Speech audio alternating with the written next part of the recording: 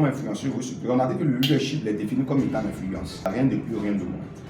Donc, et si le leadership est l'influence, beaucoup se sont posé la question de savoir, mais je ne suis pas le supérieur, je ne suis pas le DG, je ne suis pas le principal, comment est-ce que je peux influencer? Et Maxwell reprend la question en disant, peu importe votre position au sein d'une organisation, vous pouvez influencer.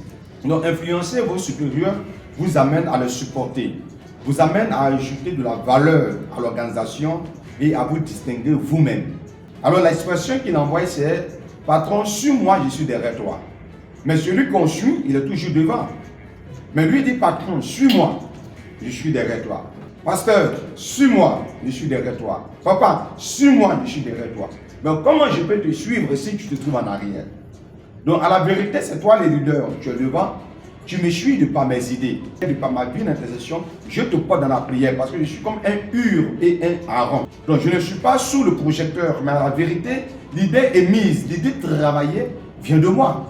Et donc, on peut influencer ses patrons, on peut influencer ses supérieurs en étant du milieu d'une organisation. Si le leader efficace doit apprendre l'habileté de conduire. Donc, ici, nous allons parler des principes de conduire. Et dans cette leçon, conduire à travers. Chacun de ces choses-ci aboutit sur les différents principes et demande des habiletés différentes. Conduire est le plus grand défi.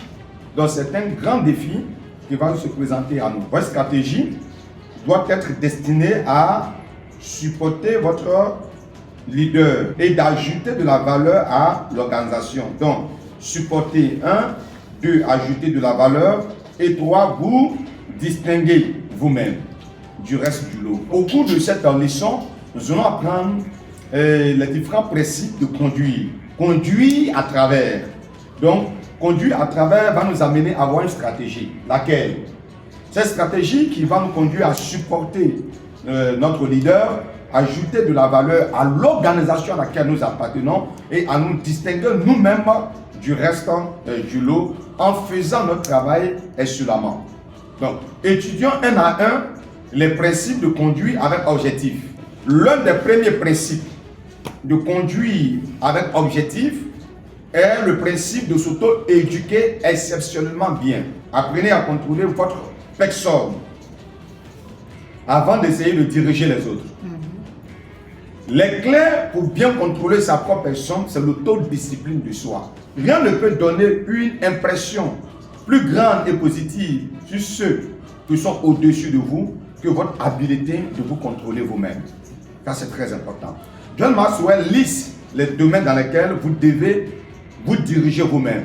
Il parle de 1, contrôler vos émotions, contrôler votre temps, contrôler vos priorités, contrôler votre énergie, contrôler votre pensée, contrôler vos mots, contrôler votre vie personnelle. Donc ici, il va énumérer 7 domaines dans lesquels on doit apprendre à se contrôler. Mais retenez que ici, le plus important, c'est la discipline de soi, cette maîtrise de soi. Tu ne peux pas influencer ton supérieur si tu as les capacités de te contrôler, dans les capacités de pouvoir te diriger. Donc, des personnes qui sont impulsives, c'est difficile pour ces personnes-là d'arriver à influencer. Vous pouvez amener quelqu'un à épouser vos idées de par votre calme, de par votre maîtrise de soi. Et vos idées sont rejetées. En même temps, vous êtes enflammé, vous êtes en colère. De telle attitude ne peut pas influencer. Peu importe le niveau que vous occupez au sein d'une organisation, au sein de l'église, dites-vous que vous pouvez influencer la tête si vous arrivez à vous discipliner. Si vous arrivez à avoir une discipline de soi. C'est très important, c'est très calme. Ils ont nommé des personnes au niveau de l'église, diacre, diaconesse, je ne sais pas, des personnes ont reçu l'huile sur les têtes. Tu n'as pas reçu l'huile sur ta tête, c'est toi qui es en train de détruire. Est-ce que les autres sont mieux que moi? Est-ce que les autres sont mieux que moi? Calme-toi. Le plus important, c'est le temps de Dieu. Si ce n'est pas le temps de Dieu pour que tu sois sacré, lui ne touchera pas ta tête. Lui ne touchera pas ta tête. Peu importe les années de service avec le pasteur. Peu importe les années de service au sein d'une organisation, au sein d'une entreprise. Donc c'est pourquoi il faut contrôler tes émotions. Ce n'est pas tout qu'on dit. Il faut arriver à se canaliser, à canaliser ses propos, à canaliser ses dires, de contrôler son temps, de contrôler tes priorités, contrôler ton énergie, contrôler tes pensées, tes mots et ta vie personnelle. Si je ne peux me contrôler moi-même, les autres ne me suivront pas.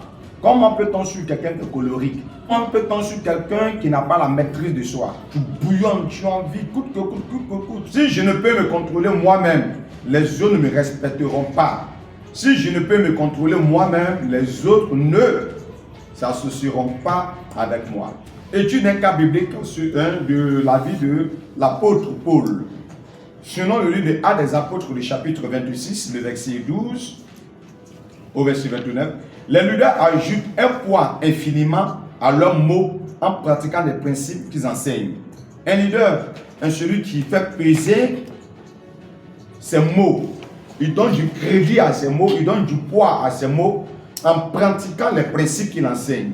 Paul gagnait une influence et une crédibilité énorme en pratiquant ce qu'il prêchait. Lorsque Paul se tint devant le roi Agrippa et qu'on lui demanda de se défendre lui-même, il était capable de faire à cause de la vie qu'il menait. Il était capable de se défendre, de se justifier parce qu'il était ce qu'il enseignait.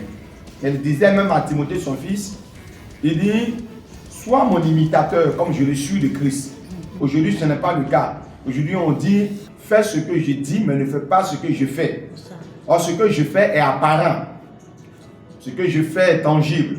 Ce que je fais est visible. Voilà. Or, mes mots, on peut oublier mes mots.